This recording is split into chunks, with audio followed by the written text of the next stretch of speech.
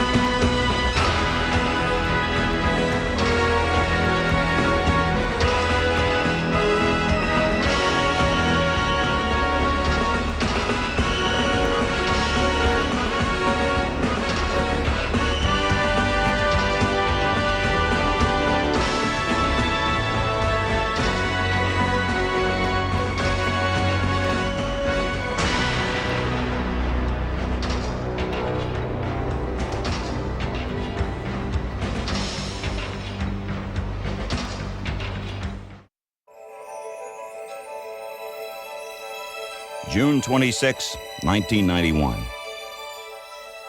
The maiden voyage of the Westinghouse Sentinel 1000.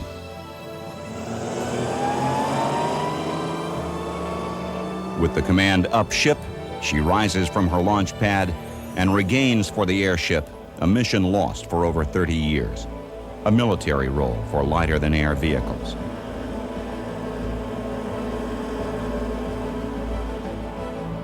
Although airships may be familiar sights as flying billboards and high-altitude platforms for television cameras, the Sentinel 1000 carries a complex network of electronic surveillance monitors, radar, and communications equipment. Proponents of the airship claim this new weapon is unmatched for range, endurance, and lifting capacity. In spite of its modern veneer, at the heart of the Sentinel lies a technology over 2 centuries old, an idea that sent man aloft more than 100 years before the flight of Orville and Wilbur Wright. There is something about an airship flying through the sky that attracts the attention of the viewers below. An airplane goes by, you don't give it a second thought. But when a blimp goes by, people stop, they pause, they look up, they see it going by. There is the sense of pause in our perception of an airship that says, this cannot be. This is incongruous.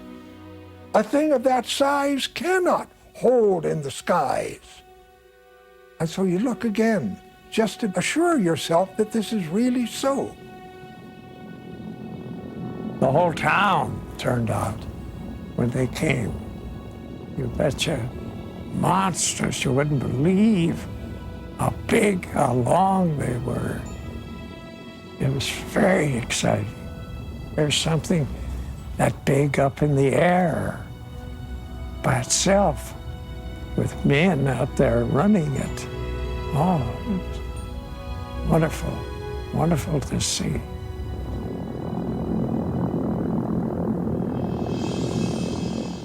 On June 5th, 1783, 2 Frenchmen, Joseph and Etienne Montgolfier, launched the first lighter-than-air balloon. The craft was a giant silk and paper bag held airborne by hot smoke. 2 months later, a crowd of 50,000 Parisians cheered as Professor Jacques Charles' first hydrogen balloon took flight. It got away from them and landed in a village, and the peasants thought it was the work of the devil, and they attacked it with pitchforks and tore it to pieces. Between the middle of the 19th century and the end of the 19th century, different kinds of people were trying to work out some way in which you could make a balloon dirigible. You could make it steerable. you could apply some power to it so it could move through the air under its own direction. The spherical balloon was the simplest to build, but soon aviators recognized that the elongated shape was the easiest to maneuver. In 1901, Alberto Santos Dumont flew his 110-foot gasoline-powered airship in a 7-mile trip from the outskirts of Paris to the Eiffel Tower and back in less than 30 minutes. While Santos Dumont was perfecting his designs in France, Count Ferdinand von Zeppelin was pursuing his dream in Germany. As a young Army officer, the Count had come to the United States as an observer of the Civil War. It was while witnessing balloons in combat that his fascination with lighter-than-air flight began. Balloons and blimps are non-rigid airships. Zeppelin designed rigid airships. These aircraft were built with an internal metal superstructure. Hydrogen gas was contained in cells inside the structure. From the first flight of his LZ-1 in 1900 to the start of World War I, Count Zeppelin launched 25 different airships. Although most met with disaster, Ferdinand Zeppelin remained committed to his dream of airship travel.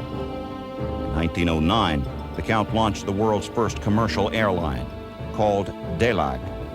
By now it became a great thing to go up in Zeppelin and see the world around below you and take these kinds of trips.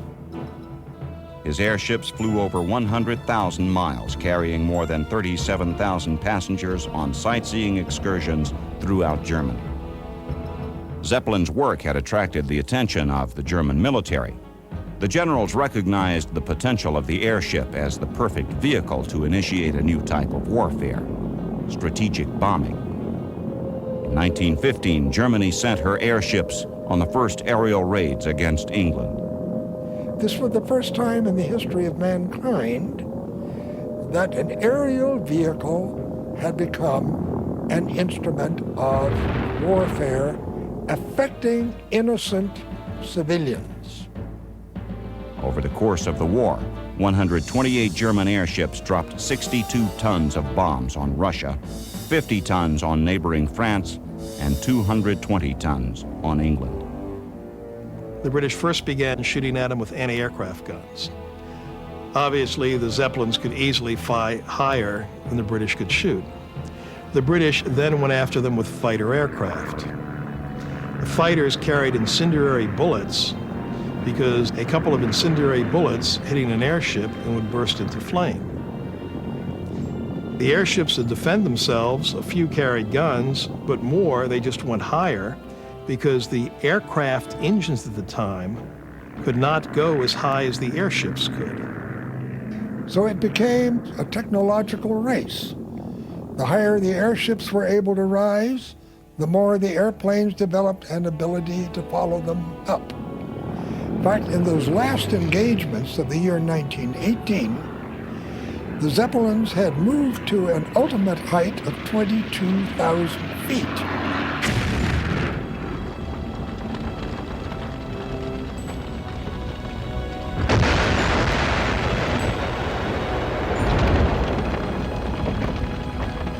They did kill somewhere between 500 and 600 men, women, and children, almost all of whom were non-combatants. But still, these Zeppelin trips were very much hit and miss propositions. The German army stopped using Zeppelins in the late winter of 1917. They simply found them too difficult to handle, too unreliable, too open to the vagaries of the weather, and not worth the cost and the effort of building, maintaining, stationing, and servicing them.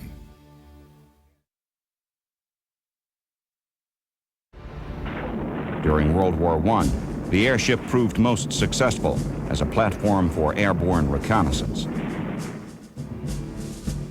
High above the battle lines, out of range of gunfire, the airships could track enemy movements. German airship captains improvised what was described as the loneliest assignment of the war. observing from the cloud car.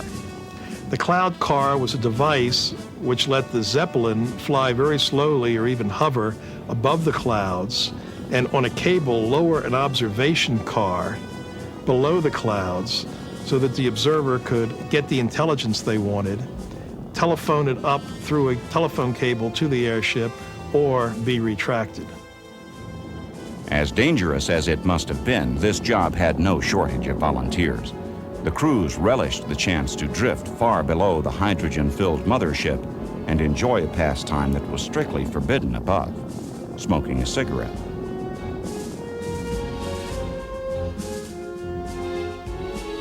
The Allies also used airships for reconnaissance during the war. Observers were sent aloft in hydrogen-filled kite balloons to spot for the artillery and track enemy troop movements. We even had balloon corps within armies, where people were trained specifically to maintain, operate, go up in balloons, and report by a telephone cable that came down with the cable that winched the balloon up and down, report on enemy troops and enemy movements. They were the eyes of the Army in those days. And we had no satellites or high-flying observation aircraft. We had a great regard for them.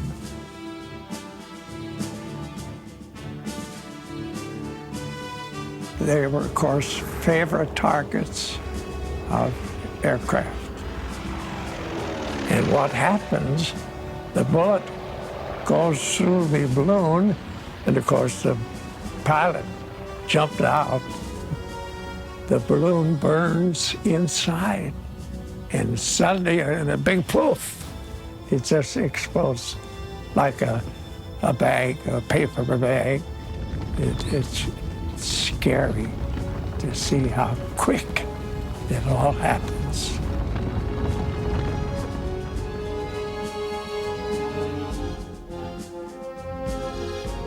The British began rigid airship development late in the war, copying designs from downed German Zeppelins. In 1919, they launched their R-34, powered by 5 250-horsepower engines and traveling at a top speed of 63 miles per hour. The R-34 became the first aircraft to make a non-stop transatlantic flight. Its sister ship, the R-33, became the first airship to carry an airplane from the ground and launch it in flight.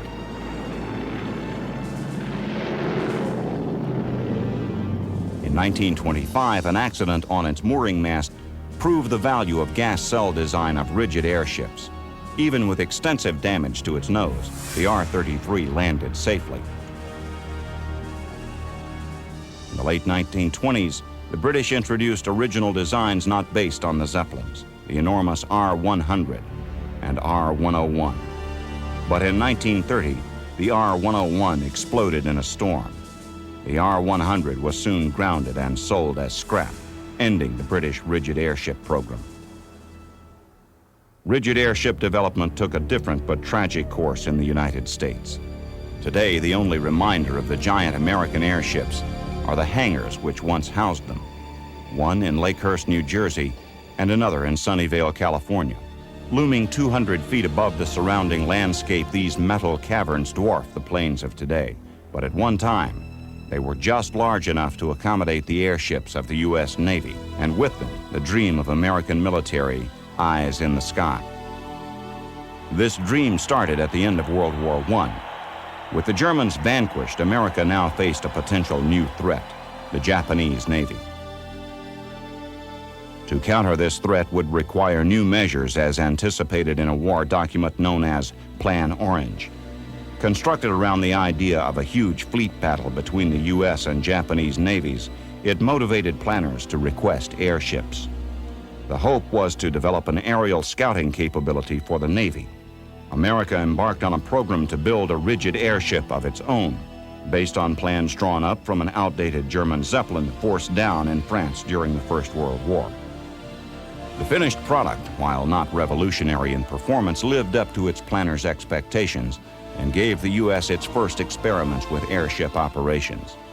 The Shenandoah brought America into airship operations and it seemed that we were on our way to a true lighter-than-air arm for the Navy. More ships were needed. Ironically, the next airship delivered to the Navy would come from an old enemy. Germany was no longer allowed to build their own rigid airships by the Allies, and so the Zeppelin Company was really out of business, except that they owed the United States an airship, and that turned into the Los Angeles. Delivered across the Atlantic, filled with potentially explosive hydrogen gas, the Los Angeles was slated to be filled instead with helium. Unfortunately, the Navy had only enough helium for one airship. The answer? Hang the Shenandoah in the hangar and pump its gas into the Los Angeles. This began a series of remarkable test flights in the safest airship the U.S. ever owned. Still, it was subject to the whims of the weather, the only real enemy a peacetime dirigible faced. It wasn't as rigid as you might think. The Los Angeles used to get out over the North Atlantic occasionally, and we'd hit some wild weather up there sometimes, and with winds and stuff, and it would bend. You could see it moving. Other than that, the storms well, we didn't fly normally in storms if we could help it. After these trials, it was time for an overhaul, and the helium was pumped back into the Shenandoah. Gliding over Ohio early on a September morning in 1925, the Shenandoah was overcome by a storm. After a brutal beating, the airship could no longer take the stress and began to break up. By 5:30 that morning, she was a tangle of aluminum and canvas in an open field, and 14 of the Navy's best airshipmen were dead.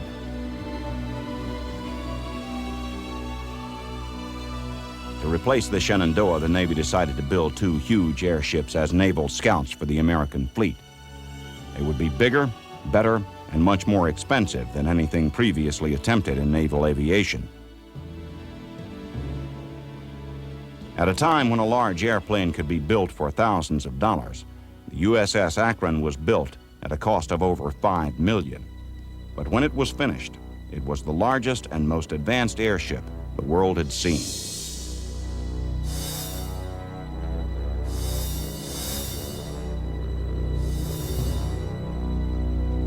She seemed invincible, but was as fragile as any airship. Made of miles of dura-aluminum girder formed from metal scarcely thicker than the bottom of a soft drink can, she was covered with thin cotton cloth. First it was doped, and it was clear dope until it dried up tight, and then an aluminum pigment covering was put on it where you got that silvery look on the outside of it. Still, the Akron was a technological marvel. The airship's power plants, 8 German-built Maybach V-12 engines, were contained in the hull where they could be worked on during flight with relative comfort. The axles of the drive shafts, which powered the propellers, could be oriented in a number of directions, giving the Akron the ability to maneuver as no other airship of its time. To replace the weight of fuel as it was consumed, huge condensers drew water from the engine exhaust to maintain ballast. An airship was a complicated machine more akin to a sailing ship in the sky than like the early airplanes with which it competed. And it was run like a ship, too, with a large crew trained for the many complex procedures. The ship was commanded like an ocean-going ship, not like an aircraft is, where you have a pilot and co-pilot. The captain would command the ship. There would be a rudderman, and someone else would control the elevation. Machinist mates that would maintain the engines, and that way it was very different than aircraft. Landing the huge craft was also complicated and required a still larger crew. We'd drop a line first from up in the bow. Ground crews would go off in a sort of a V away from it, and then we would lower down, just lower the ship down. They wouldn't drag us down. They would just sort of help guide it down. When we got it down low enough, well, then we would walk the ship up to the mast then, and then attach the nose cone, and then we just start the engines on the mooring mast, and then just walk the ship into the hangar. While the new ship proved itself, a twin giant took shape in Akron, Ohio. She was named Macon. With her commissioning in 1933, the Navy's dream of 2 flying aircraft carriers was at last a reality. The Akron would patrol the Atlantic, the Macon the Pacific.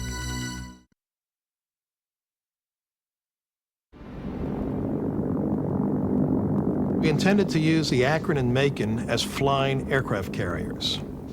And the concept developed for them in the 20s and 30s was that these airships would fly ahead of the surface fleet and would periodically launch scouting aircraft that would fan out over the water and look for the enemy fleet to give us early warning of the approach of enemy ships.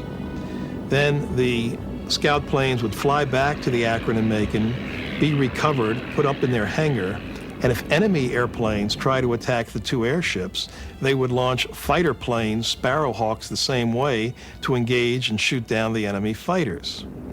To fulfill the role of scout plane and defensive fighter, the Curtiss Wright Sparrowhawk was selected. Chosen primarily for its small size, the Sparrowhawk, unremarkable as a carrier-based plane, seemed well suited to the giant airships. Supported above by a crane, they could be lowered one by one through an opening in the bottom of the hull, and from there, launched into the air. Like an aircraft carrier, the airship would turn into the wind, and the tiny planes would rev their engines as they hung from a metal bar called the trapeze. Barely above stall speed, they would drop when released until they gained sufficient lift to fly their mission. Recovery was the reverse procedure, as they flew up to meet the airship. Problems cropped up from time to time and were handled with typical Navy ingenuity. The system was meant to be practical, not elegant. When the airship took off from Moffett, what would happen is the planes would stay on the ground and wait till the airship got up to a certain elevation and then fly off from Moffett and then attach up onto the mothership. And at that stage, the crew would take the landing gear off the aircraft and attach extra fuel tanks to the Sparrowhawks to increase their scouting range. At that stage, the Sparrowhawks were pretty much committed to landing back on the Macon because they had no other place to land. For the first few months of 1933, the Akron was busy with fleet maneuvers and public relations flights. If there was a desperate pace to the schedule, it may have been because the Navy had spent big on its new airships and Congress wanted to see results. Following 2 fleet exercises, the results were still inconclusive. The big airship was really more of an experimental test bed rather than a proven design, and once again, bad weather intervened. Cruising along the East Coast on a clear April night, the Akron was overtaken by the worst storm of 1933. Her commanding officer fought long and hard to keep her aloft, but shortly after midnight, gusting wind forced her downward from an altitude of about 1,600 feet until her lower tail fin struck the water. Dropping ballast, she clawed for altitude, but the damage was done. The tail was held fast by the raging sea. Minutes later, the Akron broke up, and by the time rescuers arrived, 72 of 76 crew members were dead. It was a deadly scenario that would become hauntingly familiar to the U.S. Navy. Many of the best airshipmen died in the Akron accident, including a staunch supporter of the program, Rear Admiral William A. Moffett, the head of the Navy's Bureau of Aeronautics. Only the Macon remained to carry on the case for rigid airships. There was no margin for error, no time for mistakes. She immediately began a series of long-range continental crossings, public relations flights, and fleet exercises. While skepticism in official circles began to cloud the future of the Naval Airship Division, the Macon continued to perform. But in April of 1934, on her way to Florida, the airship was flying over a mountainous region of Texas when she was struck by a gust of wind. This caused damage to a rear fin mount, exposing a weakness which would later prove fatal.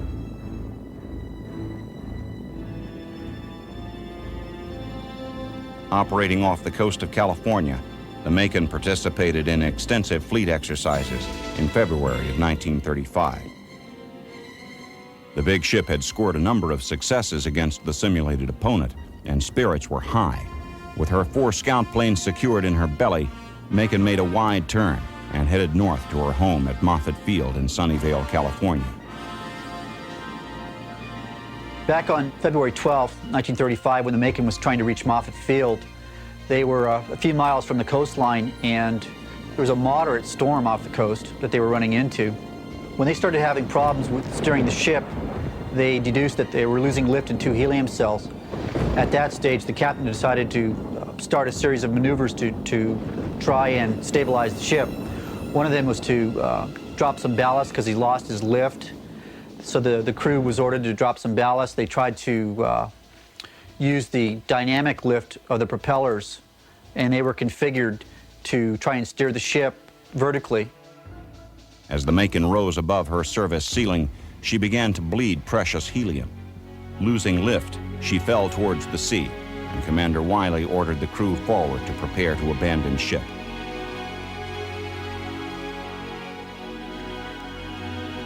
As the ship foundered, the distress calls alerted the nearby fleet, including the cruiser USS Louisville.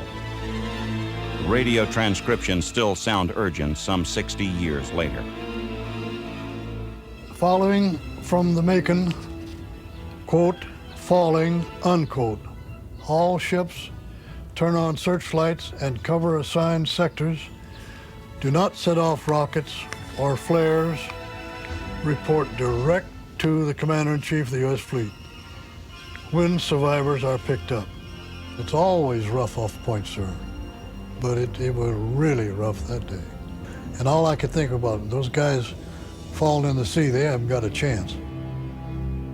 The Navy ships picked up 81 of the 83 crew members, but as the Macon slipped slowly beneath the waves, it signaled the end of the rigid airship in the United States. The ink was still wet in Versailles when the Zeppelin Company was forced to fight for its very existence. But in 1925, the restrictions were finally lifted. The airship makers set out to build another rigid under the leadership of Dr. Hugo Echner, a dynamic and charismatic man. Money was found, and the airship LZ-127 was built. Named the Graf Zeppelin, by airship standards, it was a luxury liner. But it appeared more like a World War I Zeppelin. It was called the Lucky Airship, but its long history of safe flights had another origin. It was lucky because Dr. Hugo Echner flew it with absolutely intensive caution. He never risked his airship for anything. He was perfectly willing to be half a day late somewhere if he had to take a course of action that took the ship on a different course because he felt it was the safer thing to do. Under Echner's able leadership, the Graf Zeppelin covered over 1 million miles, more than any airship before or since. The Graf Zeppelin made hundreds and hundreds of different trips. A flight to Italy, a flight to Romania, a flight to Bulgaria, a flight to Russia. This is the ship that went all the way around the world. In 1929, The round-the-world flight was Echner's triumph and the realization of the dreams of the visionary Count Zeppelin. As the Zeppelin Company weathered the Great Depression, another giant was taking shape at Friedrichshafen. the Hindenburg was conceived in the fall of 1930 as a successor ship to the Graf Zeppelin. But once again, a key question dogged the designers. To fill the new airship with hydrogen, abundant and cheap, but dangerous, or helium, safe but nearly impossible to get from America, the only source.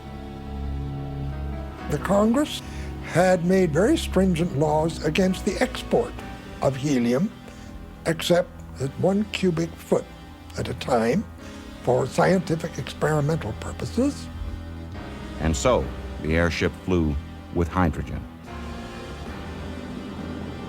1936 saw the Hindenburg fly to America 10 times and to Brazil 6 times. The new passenger liner began its 1937 season, a commercial success. There are a number of important persons on board. Then chance, aided by the choice of hydrogen for lift, once again intervened. As the Hindenburg was closing on Lakehurst Naval Air Station on the stormy evening of May 6, 1937, crews of Navy ground handlers, over 200 strong, ventured into a light misting rain to haul down the great ship. What happened next is seared into the minds of a generation.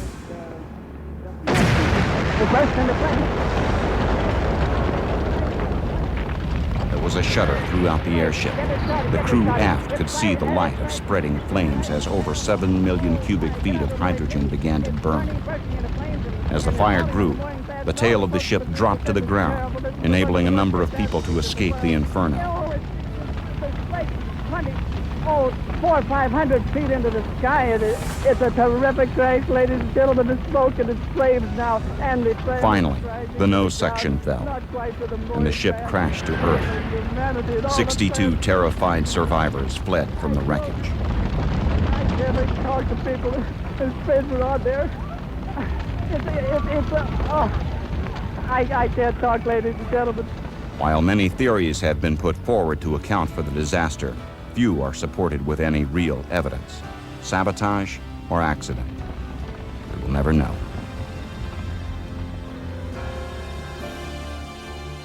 At this moment, another hydrogen-filled ship was cruising a few thousand feet above Europe. It was the lucky ship, the Graf Zeppelin. The news flashed to the ship's captain and was kept from the passengers until landing. Within months, the Graf was retired to a German museum, and the nation that developed the rigid airship moved to conquer Europe. Soon, the airplane would carry the swastika and tons of explosives to new lands. Many believe the fiery crash of the Hindenburg marked the end of the useful life of the airship. But by the end of World War II, more dirigibles were in the air than at any other time in history. Blimps were commissioned by the United States Navy to escort convoys and scout for the German U-boats that were devastating shipping lines. Here, the blimps would serve as long-range eyes for the convoys, and if they spotted a submarine, they would radio to the convoy or the escort commander. To some degree, they were more efficient than aircraft because they could be kept up during the entire transatlantic voyage of the convoy. Convoy duty was long and boring, really. You had to stay diligent. You met them at dawn, wherever your assignment was, and you stayed with them until dark. The mainstay of the U.S. blimp fleet was the K-class dirigibles. Of the 168 blimps launched by the Navy during the war, 134 were K-ships. The K-types were the only airships that were actually used in wartime patrol. We had a 50 caliber machine gun fore and a 30 caliber aft, and we carried 4 Mark 7 depth charges. They were 550-pound depth charges. Blimps would search for enemy submarines using magnetic airborne detectors known as MAD, or MAD gear. MAD gear would pick up any bulk mass, and many times it picked up schools of fish, and many of us bombed schools of fish. MAD was most effective the closer you got to the surface of the water. So it was a rather dangerous to be flying that kind of patrol. It was standard procedure on lighter than air to carry a knife on your belt.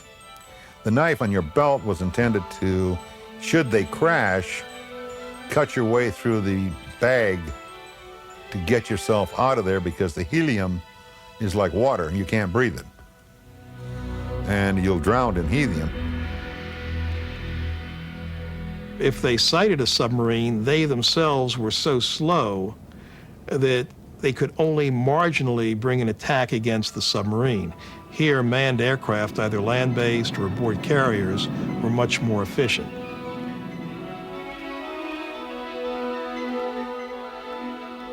While many have questioned the true value of airships in combat, the fact remains that during World War II, not a single vessel was lost to enemy submarines, while a convoy was escorted by airships.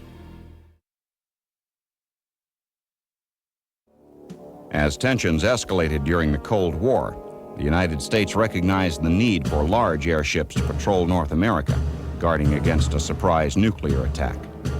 There was a whole new interest in non-rigid airships to use as radar platforms. Because here you could take a radar up several thousand feet, and the radar carried in the airship could provide early warning of enemy surface ships or enemy aircraft approaching. A new series of non-rigid blimps called the ZPG class were delivered in 1952. The ZPG blimps were fitted with 3 onboard radar systems and a large radar dome beneath the gondola. Nearly 100 feet longer than the World War II K-class dirigibles, the airships carried almost 1 million cubic feet of helium and cruised at 80 miles per hour.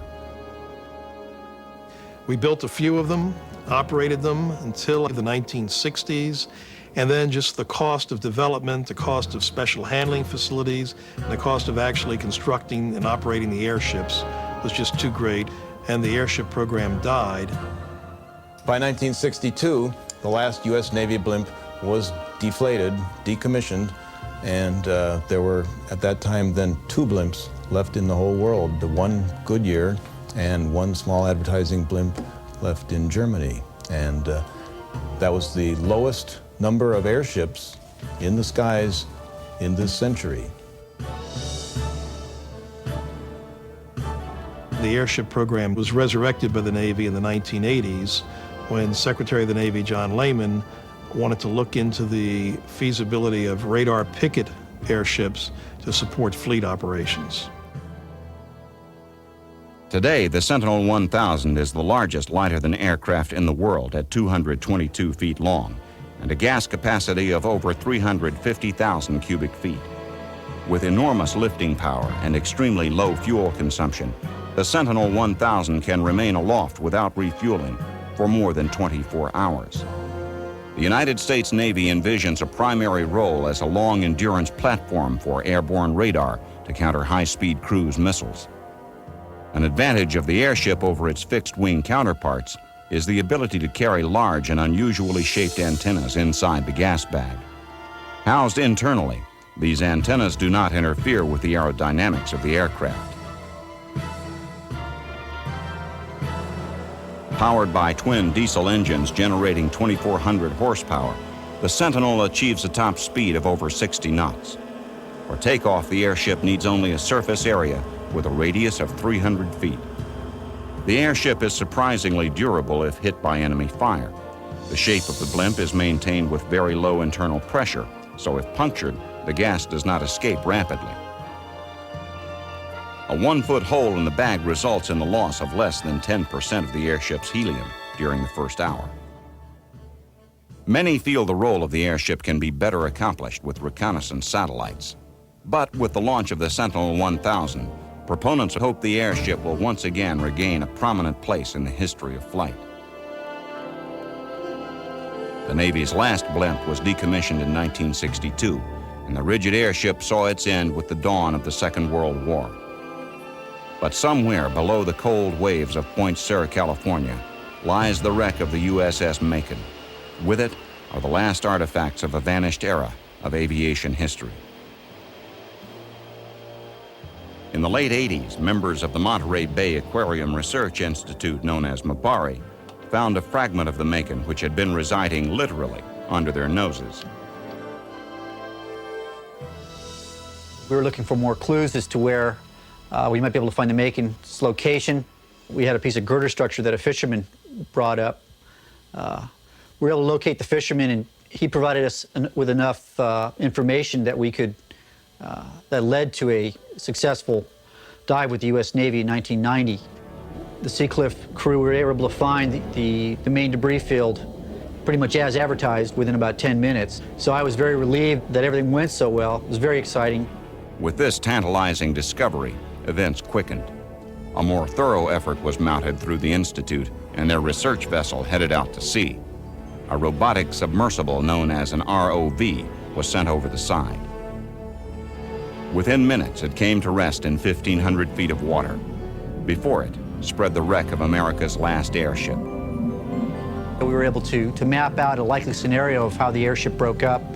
It appears that maybe it broke up into thirds as it went down, and that maybe the tail section was actually not in the two fields that we'd found.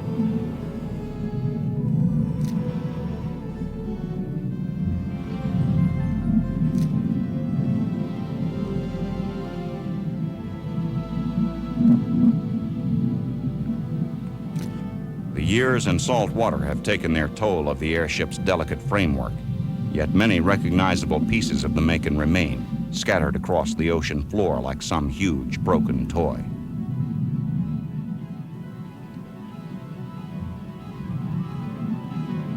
The airship's docking nose cone used to moor it to the mast at Moffett Field is now a rusting hulk.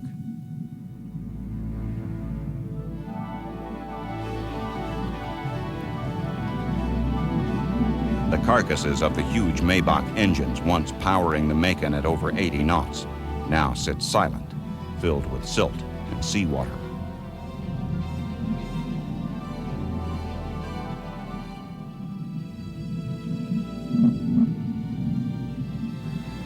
A jumble of dishes from the galley, once feeding hungry airshipmen, are now picked clean by deep-sea scavengers. A burst fuel tank, others of which were thrown overboard in 1935 in desperate efforts to keep the airship buoyant in its last moments, are now a haven for shy fish. The door to the control car laying flat, surrounded by wire, cabinets, and other tools of command, all lie undisturbed.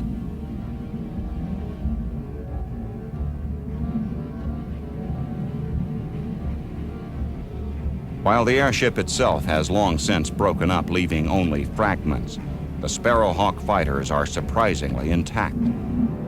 Resting on the bottom in their hangared configuration, they aim useless gun sights at opponents that long ago passed into history.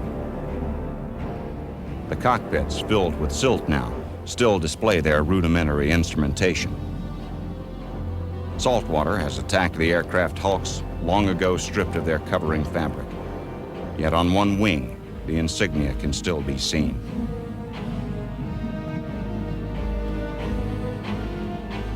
One last, solitary Sparrowhawk resides in the Museum of Naval Aviation. But these planes will stay where they are, never again to see the skies in which they once flew.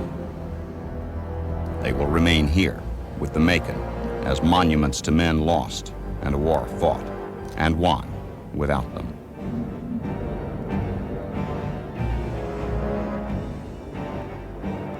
Today, the big hangar at Moffett Field in Sunnyvale still waits, doors ajar, for the return of the ship for which it was built. The airships will not return, but they were a gracious and once visionary piece of aviation history.